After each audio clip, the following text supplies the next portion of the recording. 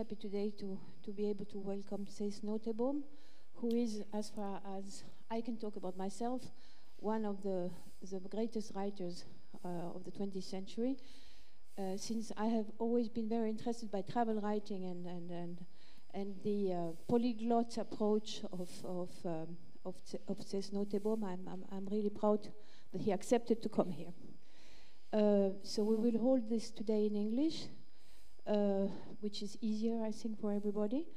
But Cees, of course, understands French, so if anybody wants to ask a question in French, it is still possible. Lisbeth Kuchumov here will interrogate him, if I can use the word. We'll have a conversation with him.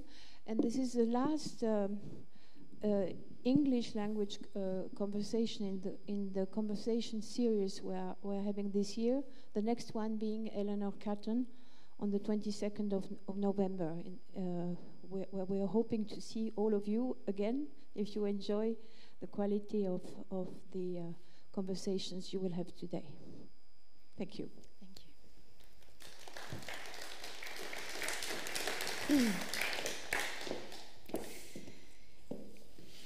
Cees Nooteboom, you are a poet, a traveler, a novelist, an essayist, a journalist, in one word, a writer. Your work is placed under a double sign: traveling and contemplation, movement and meditation, one nourishing, provoking the other. Traveling through the continents, of course, from Dutchland, where you were born, through the south of France. That was your first trip. And since then, you are on the move. Suriname, Japan, Brazil, France, Paris, Mai 68, Berlin, the fall of the wall, Mali, Bangkok, Iran, Peru, and of course, Spain, your second homeland, where you live 6 months a year in Minorca. But also traveling through the palace of memory, as wrote Saint Augustine, in the cathedral of lost time, dear to Marcel Proust, in the meanderings, the corridors of time, which is the flesh of literature, and a constant way for you to consider human condition in all possible angles. Let me remember the first novel which reached a tremendous public, Rituals, in 1980, translated in all European languages, but also in Arabic, in Chinese, Japanese, Korean, Turkish, and many other languages. And since that book, there was a flow of creativity and writing, which still goes on.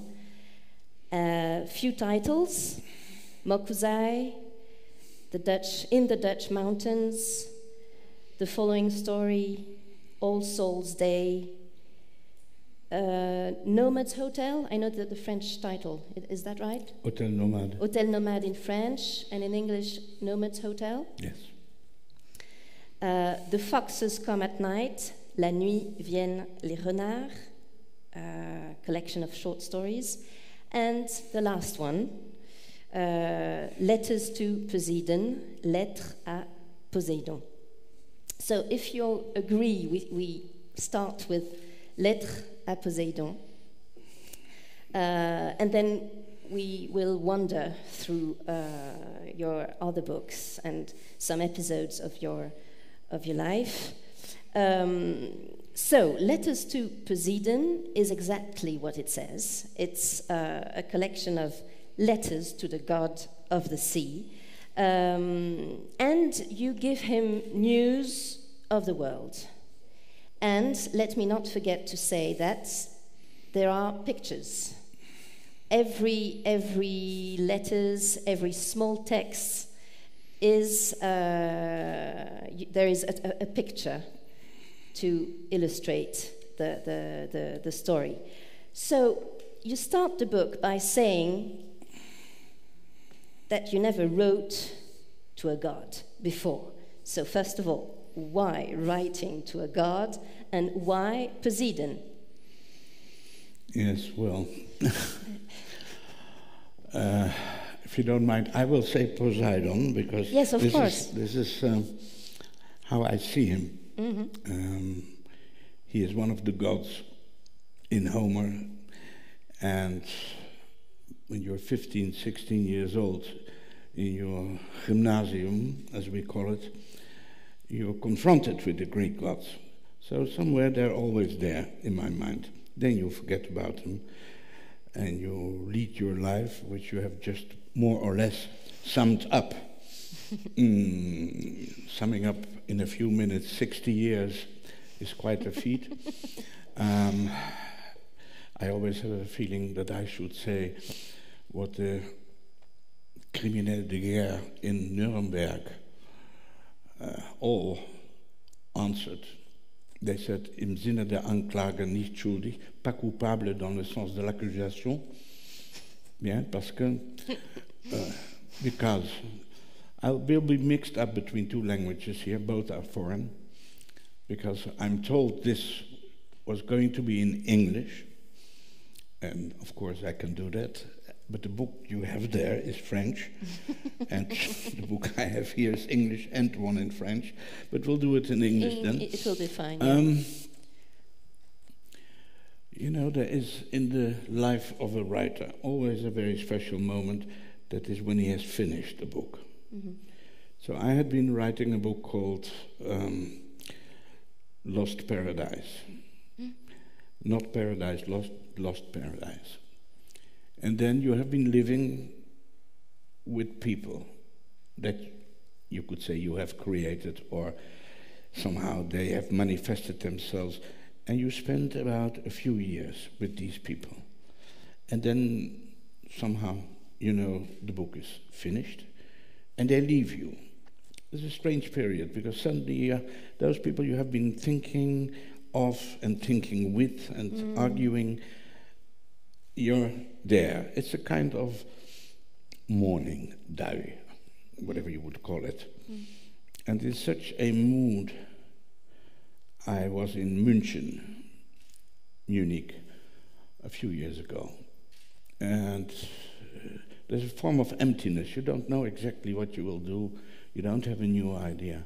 And I went to one of those enormous bookshops, and I saw a book titled The Four Seasons, I think it was, by Sándor Márai, the Hungarian novelist who became famous after he was dead.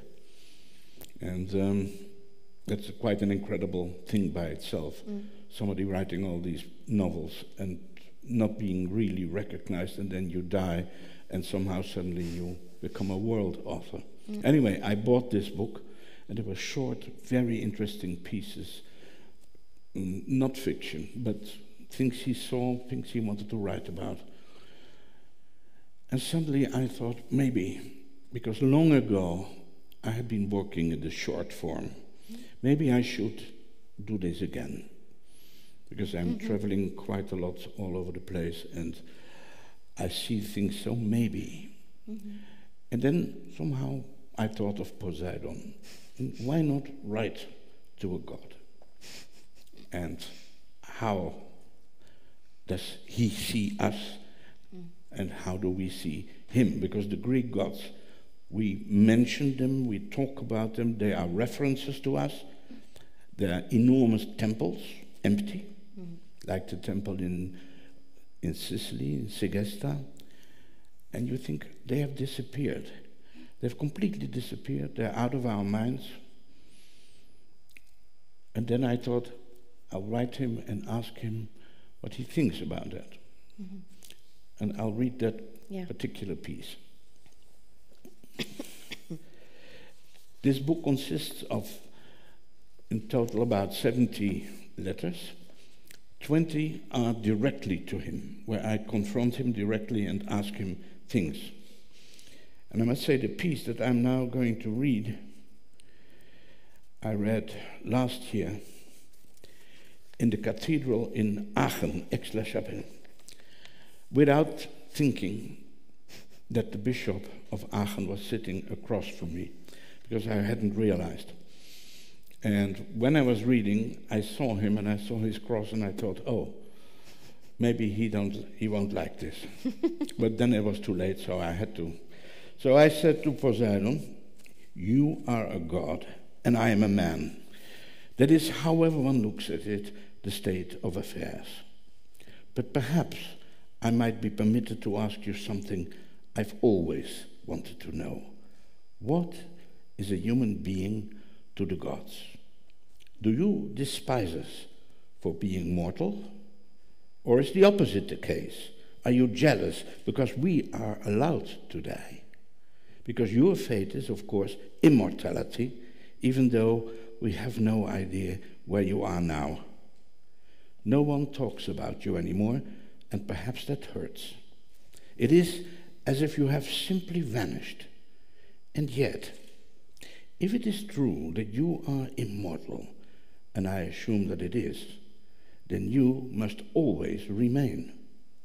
The end of the world, which you foretold, has not yet come.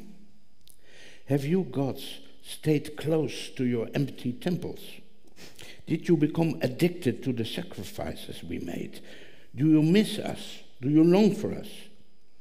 For a time, we are the image of you until we collapse, becoming ruins that can still think and speak. Then we no longer resemble you. But what is more of a mystery? Someone who is able to die, or someone who is never permitted to die? And so I return to my first question.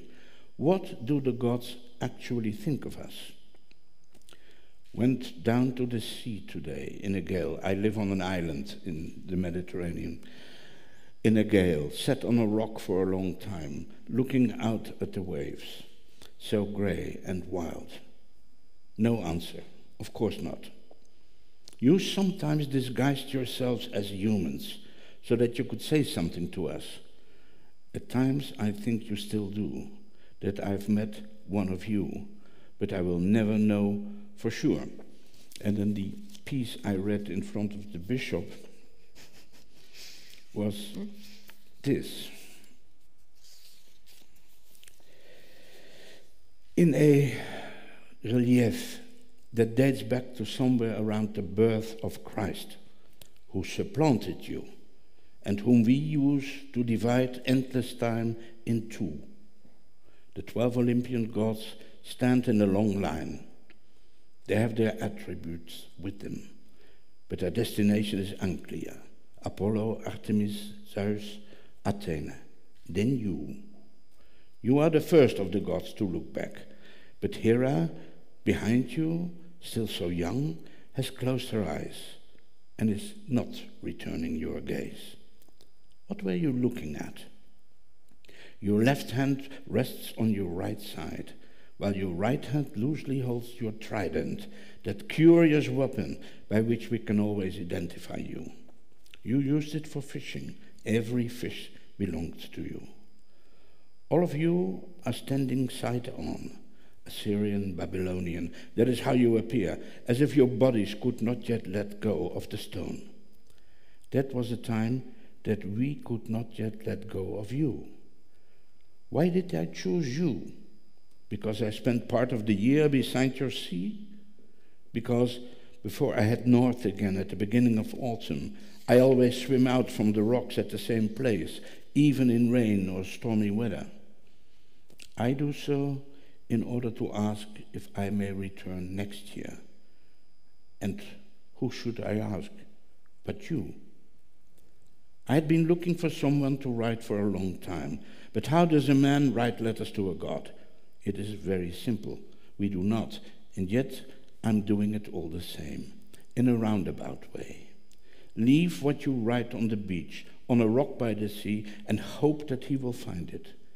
My letters will be about the things that I read, that I see, that I think, that I make up, that I remember, that surprise me. Reports from the world, like the one about the man who married a dead woman. Maybe you will find them. Perhaps they will blow away. I'm writing them because I thought you might want to hear something about the world. I do not know what will happen next. All I can do is imagine. Receiving a reply was never the point. I've always wondered how it felt when no one prayed to you any longer and no one asked anything of you. There must, once upon a time, have been one last supplicant. Who was it and where? Did you and the other gods talk about it? We look at your statues, but you are not there. Were you jealous of the gods who came after you?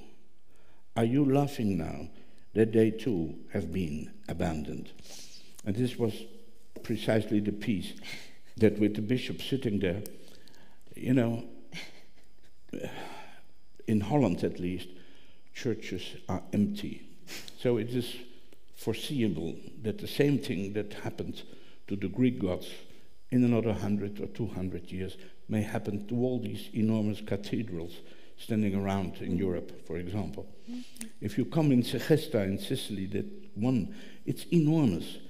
It must have been full of people who had a real belief in this god of the sea, who needed him for protection, sailors. And now it's all empty. It's an empty monument. Anyway, I was afraid that the bishop would take offense. And after the reading, I had to sit in the first row next to him, and he only shook my hand and he said, "Wunderbar." So I felt saved. Well, this is at the very beginning of the book, and right away you kind of reverse the normal way of looking at things. You just said that when we visit ancient temples, Greek gods are kind of they have a very respected place. But to think, what is it now that they have no more suppliants? How do you say? Prayers. It's you put things the other way around, and it's something you do quite often. You take a topic and you just one step on aside. Yes, that's probably something in my character, that you always try to imagine the completely opposite other. So I was wondering, there he is. I mean, he was a very angry character. He pursued Odysseus with vengeance. I mean, he was not a pleasant god. Mm-hmm. But then you would think, but you have to enter for this book, you have to enter the kind of imagination. So you have to think that he's really there. Yeah. Because one of my stupid editors, at a certain point when I had sent the book, just wrote a note and said, "Why do you write a god if you know that you don't get an answer?" Well, that was exactly the point, because your tone is different when you know that you will not have an answer. And yet you have to behave as if you could eventually get an answer. Yeah. That's how the book ends. Mm-hmm. Anyway, then I had these things that I saw around in the world. And a lot of them in this book have to do with the sea. For example, Kafka, at a certain point, said that Poséidon was sitting down under the bottom of the ocean doing the books, the bookkeeping. So, I mean, that's also a quite interesting thought. But then I tried to follow that, and I think if he's down there, he will see everything. So he sees it when a warship comes down, when a plane of Air France comes down with 300 people aboard. But then I imagined, how is it when a whale? We're always talking about the whales and the whales, this and that, the whale, and we shouldn't kill the whales. Well, we stopped, mostly, apart from the Japanese, we stopped killing the whales. But whales die. And I got interested in what happens when a whale, which is about as big as this audience, dies. How long it takes to decompose a whale. It takes a century, 100 years. And I read a book on for a complete account of what then happens. And it indeed does take a century. So by getting to him, I got to the sea and read many things about the sea. But I also saw things in the daily papers, which I thought, you never know, maybe he's interested. So I'll read one of them, which is rather strange, and it happens in France. You don't know. He's never answered, so I don't know what he thinks of this. So it's called Married to a Hat. In a small village in the south of France, a 60-year-old Frenchman has married a woman who has no age because she's dead. They had lived together for 20 years and intended to marry, but she became ill and died. The man took the dead woman's hat to the wedding, for which the French president, this is a true story, had granted his permission. The hero of Gustav Meyring's The Golem has the thoughts of the man whose hat he is wearing. What was the woman's hat thinking on her wedding day? There were dozens of guests. Did the hat recognize them? And what did it say to the men when they were alone at home again, just the two of them? This is such a weird little item which I found in a French newspaper. So the book consists of all kinds of small, strange anecdotes, and then every time I come back to him and try to get to him and get him to answer, which he will not do. So as you said, you know he will not answer, and you write in a particular mood because you know that. And what you say to him is also, how is it to be a god of such immensity without anyone concerned by you anymore? And well, I at least am concerned. You're the only one. No one is praying, no one is writing to him. It's only 2,000 years ago that the Greeks and everybody, and for let's say the Romans, he was Neptune. Yeah. So, I mean, he was there, very present in their lives. They asked for protection. They were afraid of going on the sea. Sailors, fishermen. So, I mean, that was real. All of it was real. Of course. It's gone. And now in my village in Spain, on a certain day in July, there's a procession where the fishermen go out with the Holy Mary, the Virgin, who's going to protect them in the next season. How long will that last?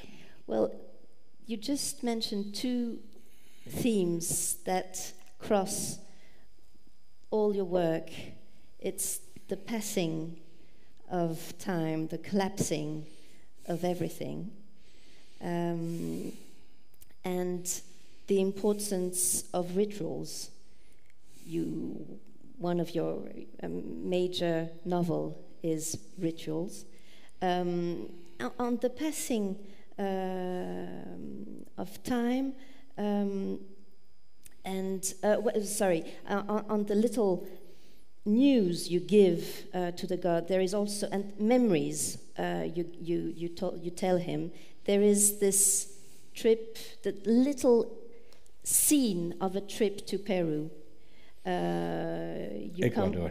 Ecuador? Yes. Okay. And you arrive slowly by boat. Splendid description of nature, a monkey looking at you. Ah, you mean another trip? Yes, you're right. Okay. It's from Colombia, where I go up the Amazon. Yes.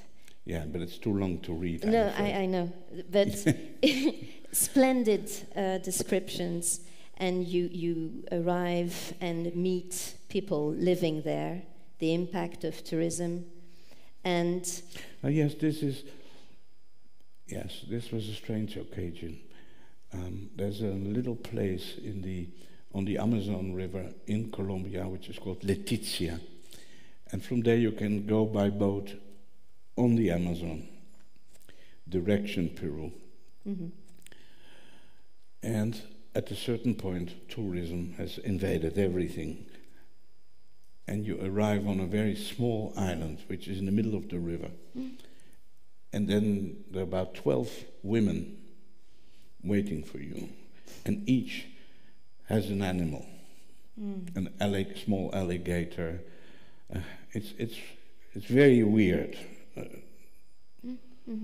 And you understand quite quickly, they are standing there. This happens about once a week for them. You're supposed to give money. So you look at all the 12 animals, and there was one man with a tiger at us, and you give him also something, and then this is globalization, I'm afraid. Yeah. What came first, writing or traveling? Good question. Next question. No. My first novel is called Philip and the Others, Philippe et les Autres. And that was because of, after the war, I have lived long enough to have experienced the war. Everything in our country, as in Germany also, was grey, sad, poor. And I felt this great need, unconsciously, for the South, for light most of all. And so my first trips were hitchhiking and getting to Italy, and the whole idea of Italy and opera buffa and that became important to me. And somehow I ended up in the Provence, and that was the source of that first novel. So that was, like almost all my novels, are connected travel with fiction.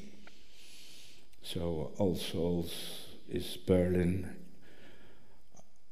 in the time of, I've happened to be on places in the world where things happened, and sometimes there's an accident. So 1956, Budapest. A photographer called me and said, there's a revolution in Hungary. If you want to come, you must be ready in 10 minutes. So I was ready in 10 minutes, and we went there, and I saw that. Now it's strange if in one life you see how a system, communism, conquered that country. Because we knew, standing there, Russian tanks were coming from two sides. And I still remember a girl coming to me and saying, when are you going to help us? That's the question that now many refugees are asking of the Hungarians, but okay. Anyway, I knew that nobody was going to come and help them. And then it's very strange that in one life, in 1989, I happened to be present when the wall came down. I was in Berlin, so you see things come full circle. Yeah. One of my American publishers once said, "You're such a fast-moving target, we can almost never hit you." And then people say, "How come that you're always somewhere where something happens?" I was in Tehran when the whole thing with the Shah. But I mean, if you move enough, the chance is bigger that you will witness something. Of course, yeah. Anyway, that first novel was hitchhiking through France with camionneurs and learning to unlearn the French you had read at school, And it has been like that. Spain then was the next country, and I've written this book on Spain, which the French didn't want to use the title. It's called, in English, Roads to Santiago, but in Dutch it was called the detour to Santiago, because I did not go to Santiago. I first went through all of Spain and then to Santiago. Mm-hmm.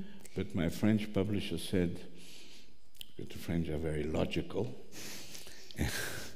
he said, a Frenchman would not use a detour, he would go straight to Santiago. And that was exactly the point of the book, that I did not go straight to Santiago. But anyway. You say that your first trip was hitchhiking, but then there was a founder trip, or maybe I'm mistaking, a trip by boat after the trip you did at 24. Yes, I worked as a sailor. As a sailor. To South America. Yes. Wasn't it your first big encounter with the sea? Or yes. And what were your main... And you know, sometimes I think that when then 50 years later, because that was in 1957, and now we are 2 years ago I started to work, or 3 years ago, on Poséidon. This trip on the sea on a rather small boat must have had an enormous influence on you, on me, and you don't realize it at the time. And then there's no accident.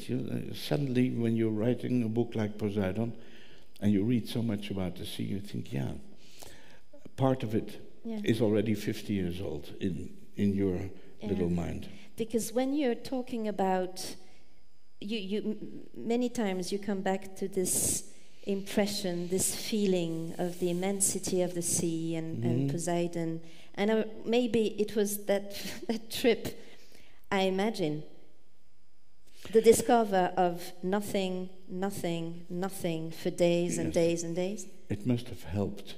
But also, if you live on a small island, which Menorca is a relatively small island, the sea is everywhere all the time. If you go for a walk, in 4 or 5 minutes, I'm at the sea. I don't live at the sea. I wouldn't want to. It's too much. But whatever way you take on the island, I've just been there again for 5 months, and I've had my house for the last 50 years. The sea is always there in all its moods, because the Mediterranean can be very evil as well, as those poor people experience who try to get to Europe and get drowned. You write in Hotel Nomad Hotel, that the real traveler stands in the cyclone's eye. Can you explain? Well, I mean, it's of course a metaphor. But it's true if you travel, for example, if you go to India or China, around you is a sea of humanity all the time. There's enormous movement, but you are alone, and you are looking at everything, and you're trying to remember things and to write down things. So that's what I meant by saying you are in the eye of the hurricane, because if you are in your hotel room, even if the millions and the airports and all the trains, and look at some films about India, you will see there's millions of people every day, always. But you, in your hotel room, you're like a monk in his cell, trying to capture the things you've seen in that particular day. The sentence is the real traveler, but you could change and say the writer. Am I wrong? You're not wrong.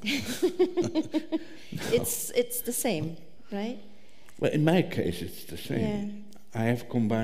I've had luck that I was able to combine travel with writing. And to me, they're one thing. Yeah. Because yesterday, for example, we've come by car from Barcelona. First you take the boat to the mainland, and then we traveled to Briançon, and then up, and to get here you have a little piece of Italy. And then in a church, or outside the church was closed. Churches are closed nowadays, I mean, but anyway, it was closed, and outside there was a sort of message about the priest who had been killed by the Nazis 70 years ago or something. That I take down, that I write down. Okay. Somehow, one day it will come out. Okay. And so you're always, even when you're just traveling and driving, there are things you will see and note and remember. And my wife, thank God, is a photographer. So I ask her, okay, please take this so that I won't forget. Because you, many times you say that you have an extremely bad memory. And one just doesn't understand, because your books are full of memories, anecdotes. And so your wife is helping you, okay? Yes, but bad memory is it's a kind of affectation. Okay. For example, sometimes people tell me about my books and I think, interesting. Because I had forgotten. That is possible. Also, I do forget names of people. But mostly when I say something about my memory, it's in relation to my greatest admiration as a writer is for Proust. And Proust used this treasury of the first 8 years of his life. I mean, and I have no memories.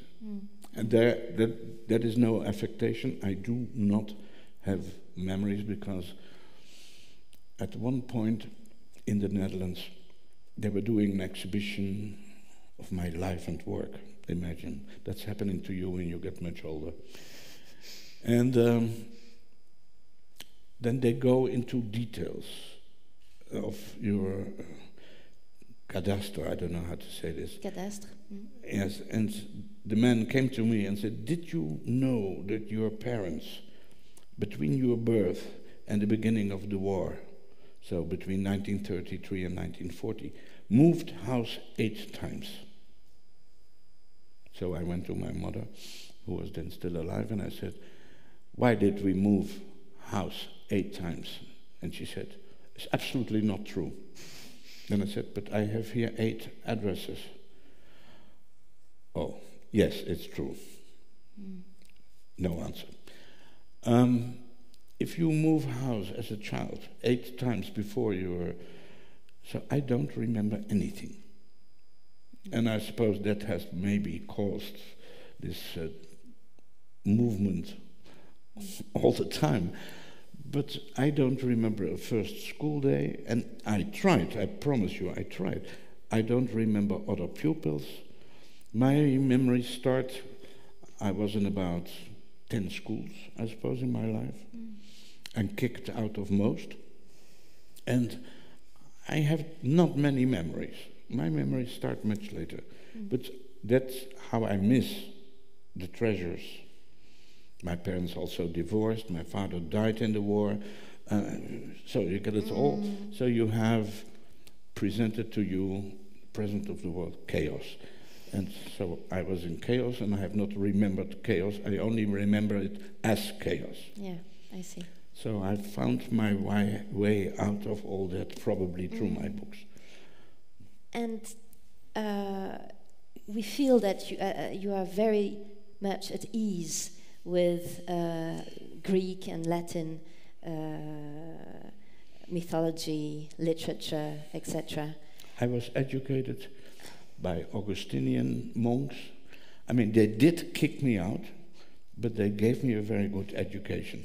And Franciscans also, so I was an intern in these monastery schools, which I would have loved to finish them probably, but they thought I had a wrong influence on the other boys. I don't know. Maybe I'm still having a wrong influence on other people, but I think, for being kicked out of 2 or 3 of these schools, that I have profited probably more than anyone else from that, because it has given me Ovid, it has given me Virgilius, it has given me Homer, and it has given me these languages. Yes, and you say that you... And Poséidon. And Poséidon. And you say you would be a different man, or that you would have had a different life if you had not learned Greek and Latin Oh, yes. In what ways? Yes, in what ways? I mean, I cannot imagine. So, Yeah. you cannot imagine. I mean, I see people around me all the time, and you sometimes think, well, so-and-so does this, and he does that, and some people I respect, and some people I admire, but you can never imagine that it was your life. I mean, I can't see myself as the director of a post office. I mean, I'm just taking one thing, or a veterinarian. Beautiful professions, very respectful. But I have only my life. And the German philosopher Rüdiger Safransky has done an anthology, which will come out in France in April. He's done an anthology of my work. And he picked the title from one of my poems, and it said, I had 1,000 lives, and I took only one. And then people say, what do you mean by that? And, well, I think it's very simple. Every 10 minutes in your life, every 10 days, every 10 years, there is a decision. You have to take a decision. Do I marry this woman? Do I divorce? Do I go to America? Do I accept this scholarship? There's always decisions. But at the end of your life, it looks like your life. Because then all the decisions, the way you have decided, are that life. So in that sense, you had 1,000 possibilities. That's another way of saying it, but it's less interesting. I had 1,000 lives, but I chose only one. At the end of the book, as I said, we have pictures, illustrations. At the end of the book, not in the book. Yeah, I didn't want them in the book. Yeah, at the end. And photographers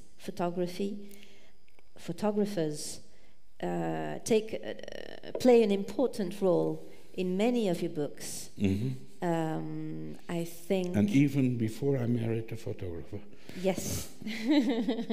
So, in La nuit viennent les renards, the foxes come at night. Yeah.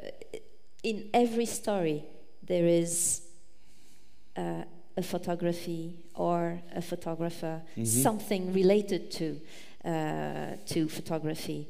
And many of your main characters are photographers or cameramen related to picture. Could you tell us what is the inspiration from? Well, that? Several things, I suppose. But in Germany, they have given me a name, der Augenmensch. I wouldn't know how to immediately translate that into... L'homme regard? Maybe, or l'homme au jeu, I don't know. But it has to do with the relationship I have with photography, with the visual, and with art. I've written a book on Zurbarán, the Spanish painter. I'm very much involved with the visual arts, but I'm also very much involved with photography. And if you read Roland Barthes about his camera lucida, his relationships to photographs as memento mori and all that, that's all, I would say, pretty normal. I think I've...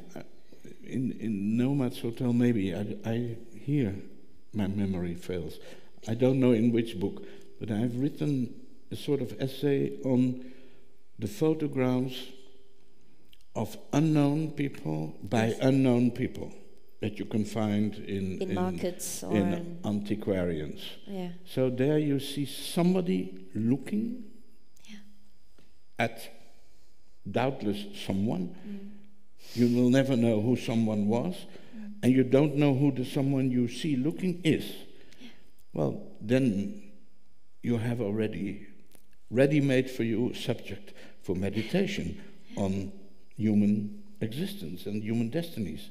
You see all these people looking full of confidence. And the way, you stand, you walk in Venice and somebody goes, can you make a photograph of us? That photograph will end up somewhere. Nobody who ever looks at that photograph will see me, but I have made the photograph. All these things. I would like to know how did you come to Spain and what happened between Spain and you?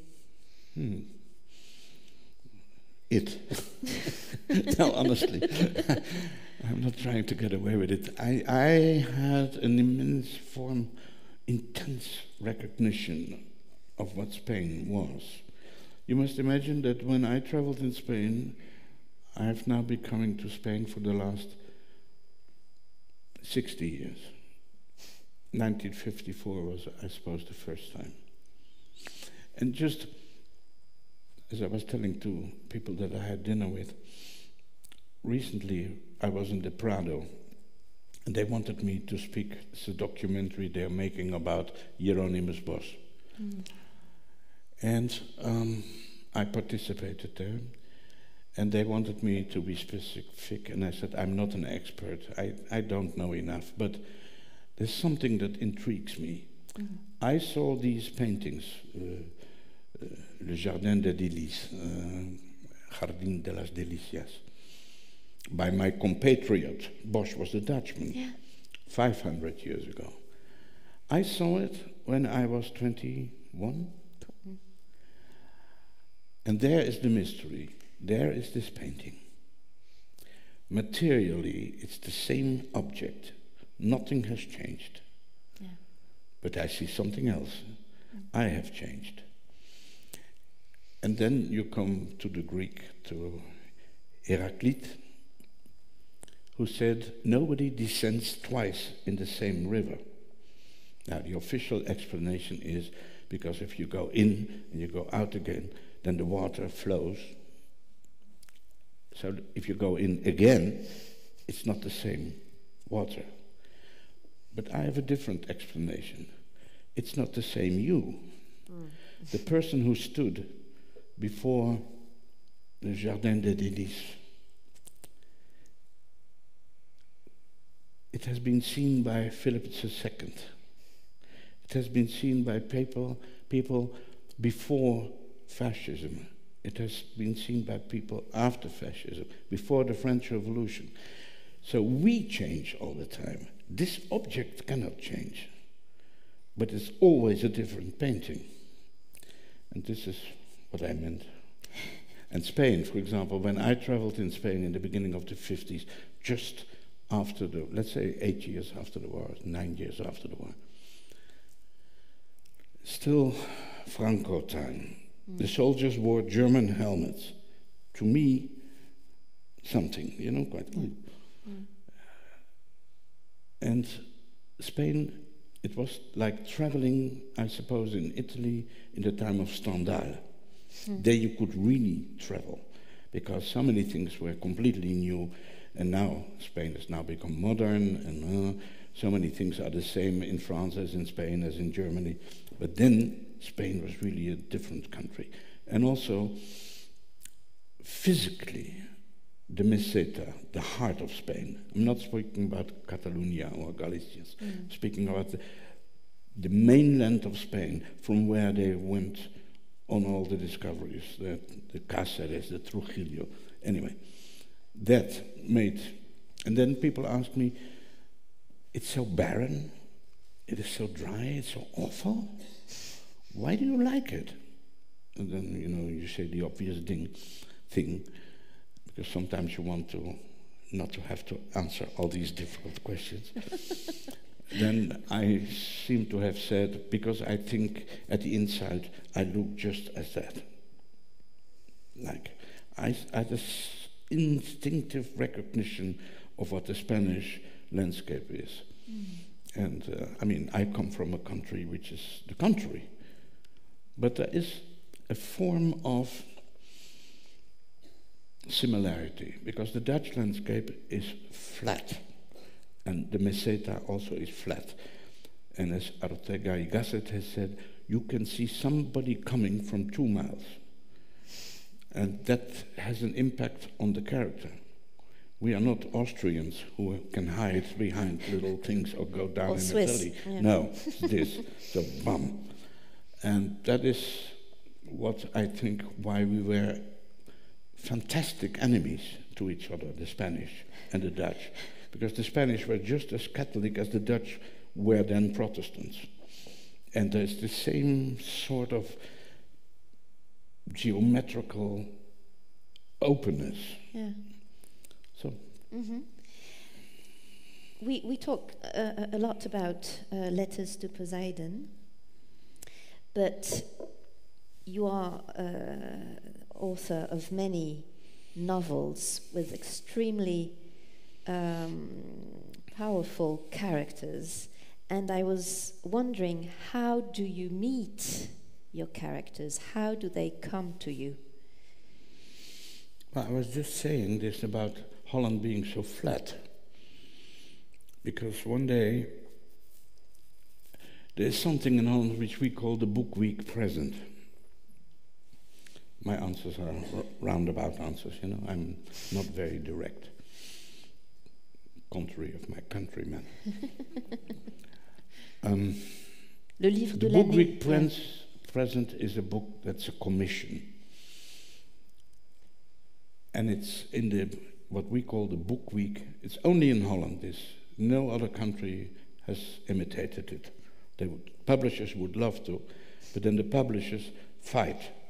Who is going to write the book week present? Okay. Because in the book week present, the tirage, the print, is about 1 million.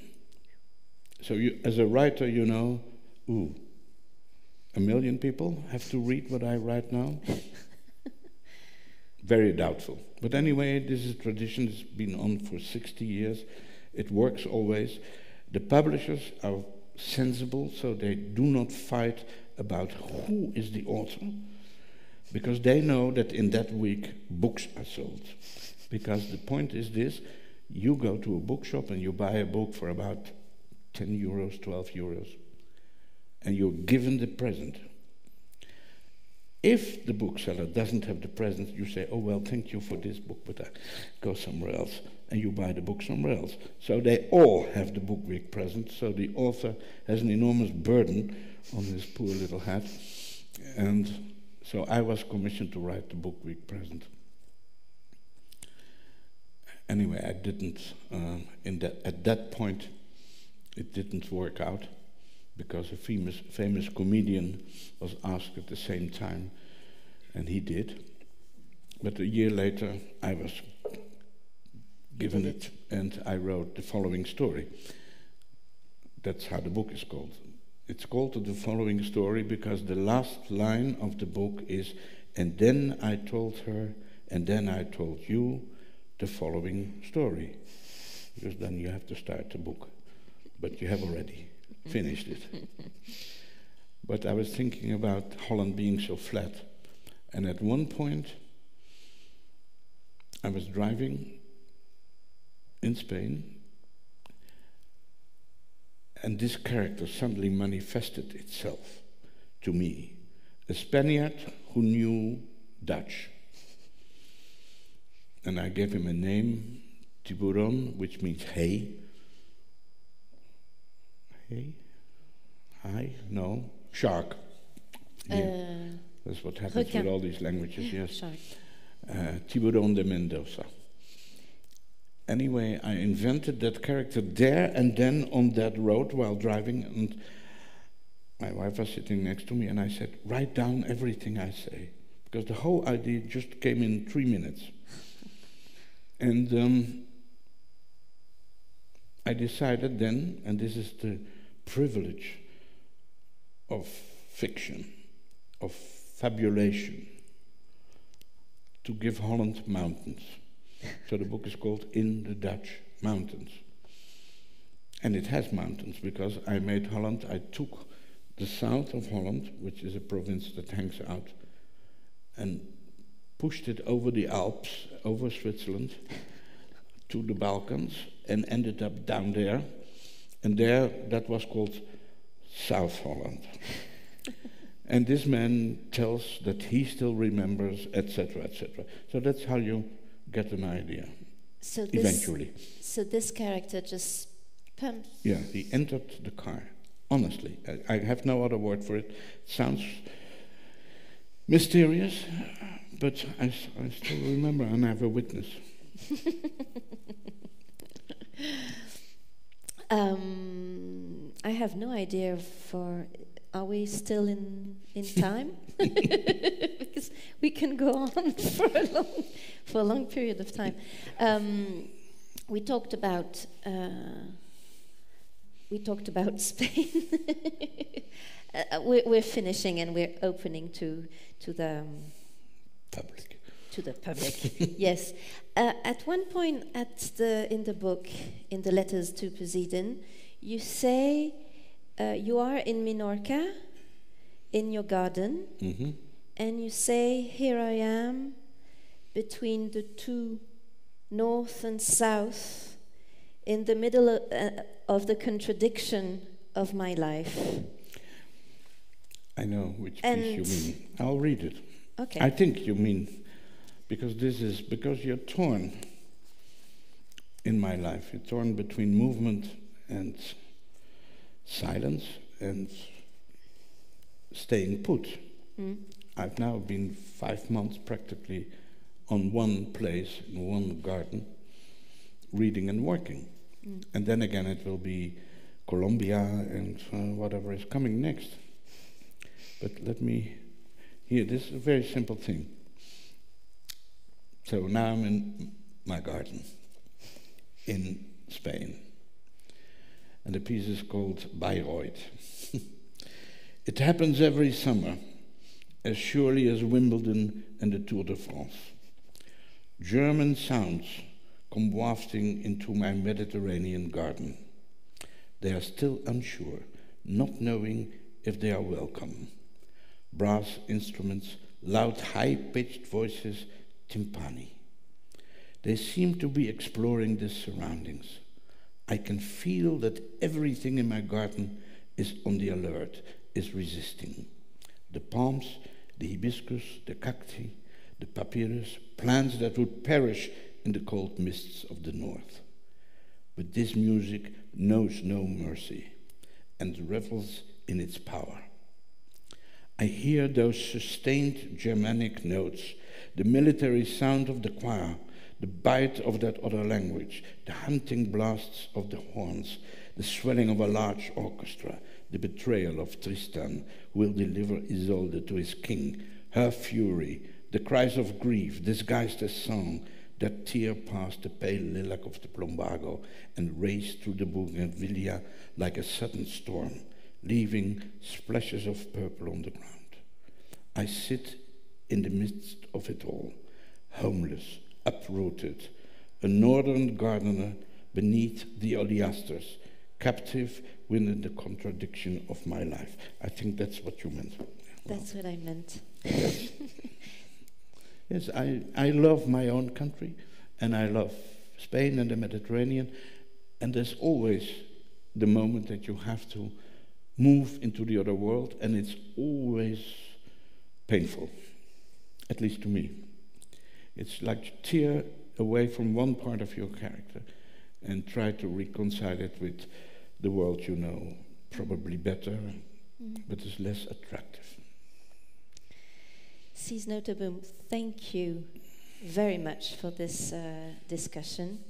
Let me just allow me to go to French to make a little conclusion. Je voulais partager le plaisir de lecture que j'ai eu et l'admiration et l'étonnement de voir comment vous écrivez aussi bien des romans que des chroniques de voyage, que des essais. Cette variété et cette maîtrise sur un si grand éventail, c'est très impressionnant. Et dire aussi que la sélection de livres que vous trouvez là est une sélection rare d'un très grand nombre d'ouvrages de Cees Nooteboom et que c'est une grande chance. Et Et voilà, dire que d'accueillir un auteur de cette envergure, c'est un très, très grand plaisir. Voilà, merci. Et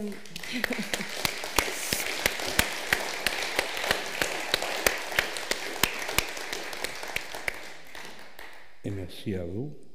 Et maintenant, s'il y a des questions, je vais les répondre, si je peux.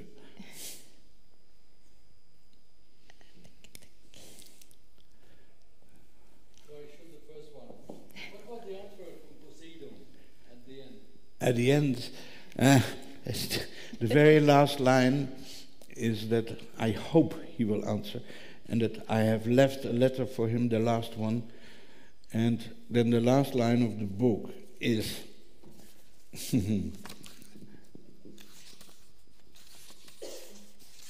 Should you read the last line of the book? Well, yes, why not? It's Poséidon, it's letter 23. This is to be the final letter. It is winter on the island, and when I go outside, I feel the cold wind coming from the sea. So, etc., etc. And then, of course, I know that I've been sending letters to nobody. But what if tomorrow, out on the rocks, I should happen to find a trident? You know.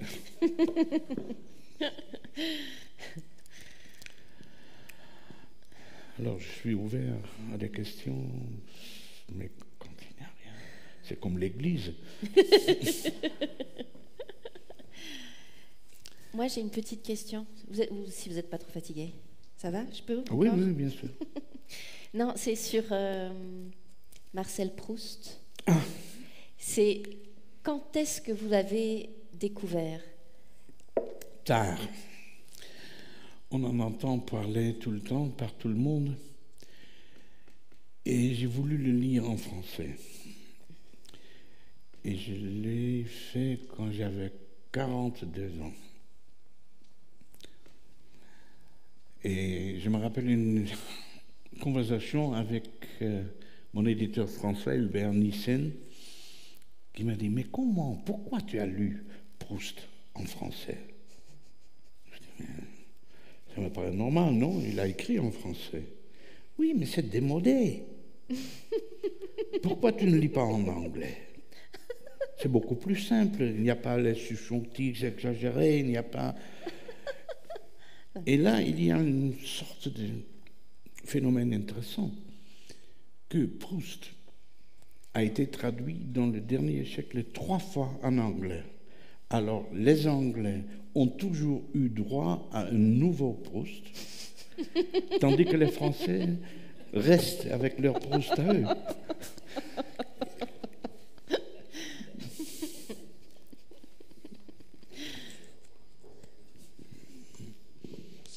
Bonsoir. Bonsoir, Quelle est votre monsieur. relation avec les éditeurs? Ah! Parce que vous en changez un certain nombre, donc c'est intéressant de savoir comment vous vivez avec eux. Absolument.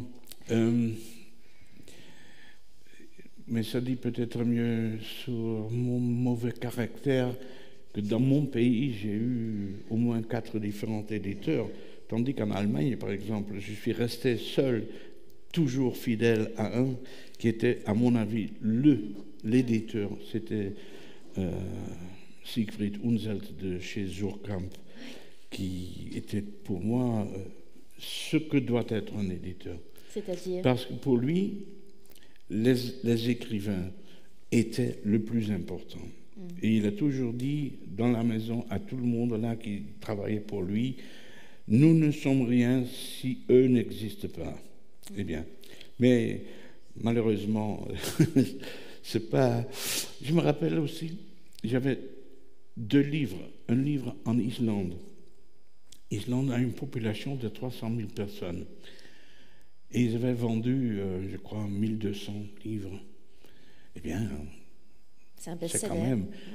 Et l'éditeur islandais m'a dit, si vous faites la proportion avec les États-Unis, comment ça s'appelle Le tirage ou le...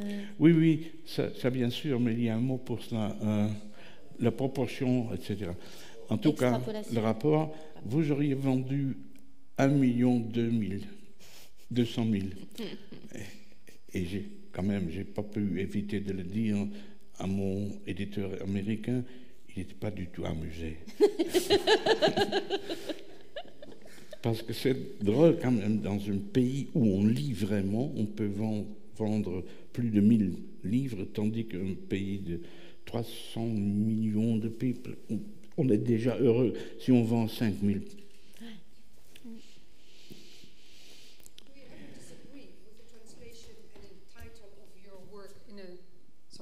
Do you ever disagree with a title that the editor will give to your book? Yes. Like you were talking about the detour to Santiago and... Yeah, that was a case where I really didn't like what they had done. But will you go ahead with it, or you will say... I did not put what we in Dutch politics call the portefeuille-kwestie. On laisse faire, parce que non, mais tu connais pas le public français, tu ne comprends rien, c'est comme ça. Hein? Alors, in the Dutch mountains, for example, proves to be a famous song. I had invented the title, but some others were there before me, so there was a problem. But in the end, it was accepted. But in Dutch, the book is called differently. I had called it originally in Nederland, aux Pays-Bas. And the English publisher, then, Viking, said, why don't you call it In the Dutch Mountains? And I immediately saw that he was right. Yeah, that was a good idea. So, very often it can be the other way around. Translations, by the way. You follow. I can. Not that my French is perfect, but I have a very good translator, Philippe Noble. And he's translated about 25 of my books. Yes, it's excellent. And we discuss. Because in the beginning I thought that his French was more officiel than my Dutch. And he explained to me why that is. There's something to do, apparently, with the French character. These things are... It's very simple. And I work closely with my German translator, and my German translator is a woman. She's 70 years now. She's deadly, but mostly on factual things. Says it was not Alfonso the VI, it was Alfonso the VII. Okay. So you accept. I know she's always right. And I seem to be sloppy in some respects. But if you work together with a translator, you can ask things. You can say, does that really mean this and that? Sometimes you feel you're unhappy because there are expressions in languages, in all of them. I had one session one day in Belgium with 9 of my translators, including a Russian, a Brazilian, and then the problems become. In Germany you can eat something which is called frische Blut und Leberwurst. Well, the Americans and the Russians, no idea what that could be. So what they have done, in the end I don't remember, but there are things that do not cross the cultural borders. Yeah. Is there any particular language that you would still like to be translated into, or that's already done? I wouldn't say so, but I have indeed books in Chinese, etc. And there you are. Then you have the problem because you see the book, you see the beautiful signs, and you don't know. You can't read the thing. Korea, same thing, and you think God knows how bad it is. You don't know, or how good it is. And there are, like Borges has said, that some translations are better than the original. And one has to humbly accept the possibility. I also have a question. Dank u wel, meneer Nooteboom, pour tout ce que vous avez dit, lu, et surtout pour tout ce que vous avez écrit. J'étais tout à l'heure à la bibliothèque et puis j'ai retrouvé tout en haut à droite vos livres. Et puis je voudrais vous poser la question, qu'est-ce que vous pensez des bibliothèques aujourd'hui? Des vraies bibliothèques avec des vrais livres dedans? What do you think of libraries, what they mean, real libraries with real books today? I love libraries, of course. I mean, I myself have this relationship with books. If you could see my car, we were stopped by the douane française, not at the border, but on one of those, what you call air. Alors, tout un groupe, ils ont crié quelque chose, j'avais pas compris parce que je pensais qu'il disait, parce qu'il avait un accent fort, parce que même moi, je peux voir s'il y a un accent en français. Alors, je pensais qu'il criait « Fermez ! Fermez, fermez !» Et je suis descendu et j'ai dit « Fermez quoi ?» Et l'autre est venu, il a dit « Monsieur a un accent. » Il a dit « Freinez !» Ok. Et puis, deux dames sont entrées dans la voiture, ils ont... Et cette expression un peu déçue. « Que des livres !» Alors, et ils ont arrêté immédiatement.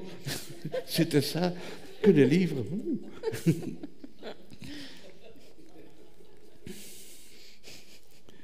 Eh bien. You intend to write letters to the god of translators, or the god of language. I should know who the god of translators is. I don't know. I don't know who's the patron saint. Probably Saint Hieronymus is the patron of translators. Well, I would ask him to be nice to all translators because it's a hard job and it doesn't bring much unless they are entitled to part of the royalties. But it's a very hard and demanding job. Yes. Merci, merci encore. Je crois qu'on peut... Oui, c'est ça. Donc, derrière, au fond de la pièce, vous avez des livres qui sont là, à votre disposition. Vous pouvez les acheter. Cees Nooteboom les dédicacera. Et en parallèle, vous pouvez vous rendre à côté où un petit cocktail vous attend.